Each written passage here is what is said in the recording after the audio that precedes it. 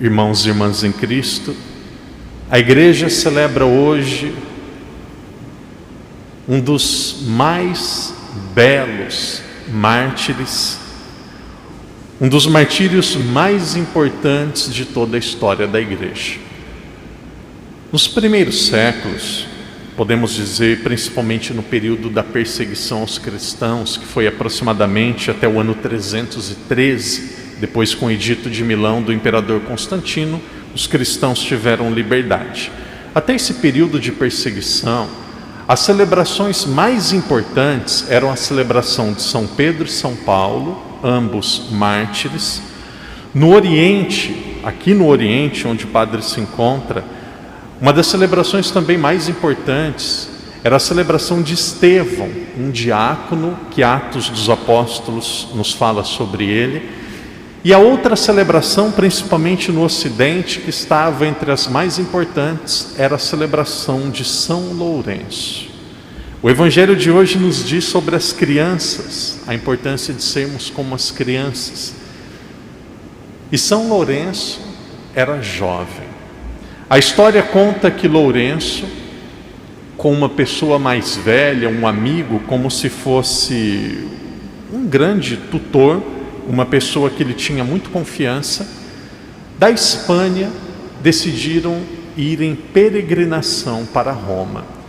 Este homem que acompanhava Lourenço, depois ele veio a se tornar o Papa Sisto II. Então nós vamos imaginar essa situação. Da Espanha saiu um jovem, saiu uma pessoa mais velha, para ir à peregrinação a Roma, para rezar no túmulo dos mártires, para ir para a cidade onde estava o Papa.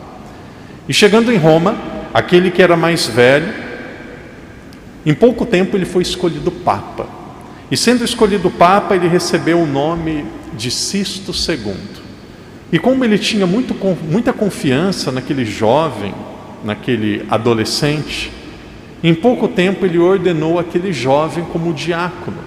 Então havia o Papa Sisto II e Lourenço foi ordenado diácono.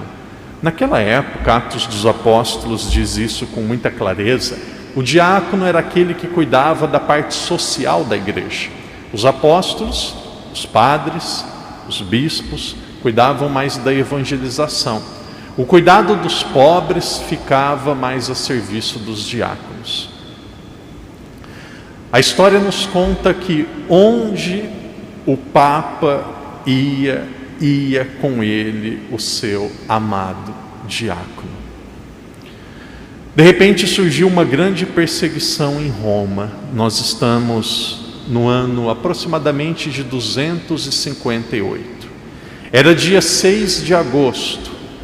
E de repente o Papa, saindo sozinho, ouviu a seguinte pergunta daquele jovem, a seguinte pergunta do diácono: Pai, onde o Senhor vai sem o seu filho? Claro que aqui nós estamos falando de paternidade espiritual. Pai, onde o Senhor vai sem o seu filho? O Senhor nunca sai sem o seu filho. E aí o Papa diz: daqui 3 dias você terá a mesma graça que eu vou ter agora, e você entregará um grande buquê de flores para o nosso Deus.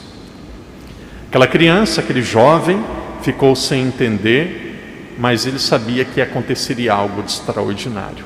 O Papa, o pai espiritual, o grande amigo de Lourenço, foi martirizado, foi morto, derramou o seu sangue por amor a Jesus. O diácono, humanamente falando, ficou sozinho, ficou sem o cuidado daquele pai espiritual. 3 dias depois, o império, curioso para conhecer e ter posse da riqueza da igreja, chamou o diácono. E o questionamento do imperador foi muito claro: onde está a riqueza da igreja? Eu quero a riqueza da igreja. E aí, por obra do Espírito Santo, o jovem Lourenço diz: eu preciso de algumas horas, eu preciso de tempo para recolher toda a riqueza da igreja. E aquele jovem saiu. Quem nos conta a história é Santo Ambrósio. Santo Ambrósio foi talvez o santo responsável, e humanamente falando, junto com Mônica, que era a mãe, e Ambrósio, que era o bispo de Milão. Ambrósio é o grande responsável pela conversão de Santo Agostinho. Então Ambrósio continua contando a história, que depois de algumas horas, Lourenço se apresentou de novo ao imperador e disse: a riqueza da igreja está aqui. E aí eles acompanharam Lourenço. De repente as portas do local se abriu, e quando as portas se abriram, haviam coxos, pobres, surdos, mudos, maltrapilhos, pessoas sofrendo. E aí, como nós podemos imaginar, um insulto entre aspas, foi muito grande. Pegaram Lourenço e levaram Lourenço para ser martirizado. Devido à provocação que o império sentiu por parte daquele jovem, a morte de Lourenço, ela não foi imediata, ela não foi uma morte rápida. Colocaram ele, quem já participou, já viu churrasco alguma vez na vida, sabe que nós temos a grelha. Colocaram ele na grelha e começaram a queimá-lo. Conta a história para os santos, nós estamos falando de santos, nós não podemos dizer que isso é impossível. Muitas pessoas dizem que é folclore, que é imaginação cristã. Colocaram ele de um lado da grelha e colocaram fogo. E com muito bom humor, de repente ele disse: esse lado já está assado, vire do outro. E aí viraram ele do outro lado e ele continuou sendo assado, cozido. Aquele jovem derramou o seu sangue por Jesus. Essa é a história. Quando nós olhamos para a história da igreja, eu penso que eu sou um pouco suspeito para falar, porque se hoje eu estou aqui como padre, se eu fui ordenado como padre, eu fui ordenado padre estudando a história da igreja, eu me converti pela beleza da igreja católica. A igreja católica não é a igreja da pedofilia. A igreja católica não é a igreja das belas e ricas catedrais.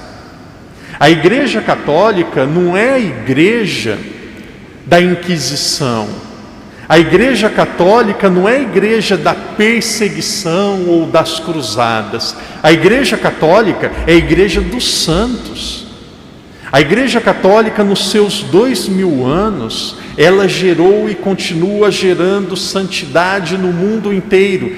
Esta é a ordem, este é o normal. Exceções existiram, continuam existindo, mas são exemplos como o exemplo de Lourenço, como o exemplo de Inês, como Perpétua e Felicidade, como os grandes mártires da igreja, os mártires que nós temos hoje, como exemplo dos grandes santos que consomem a sua vida por Jesus, que nós podemos dizer: o meu coração encontrou aquele que ele procurava.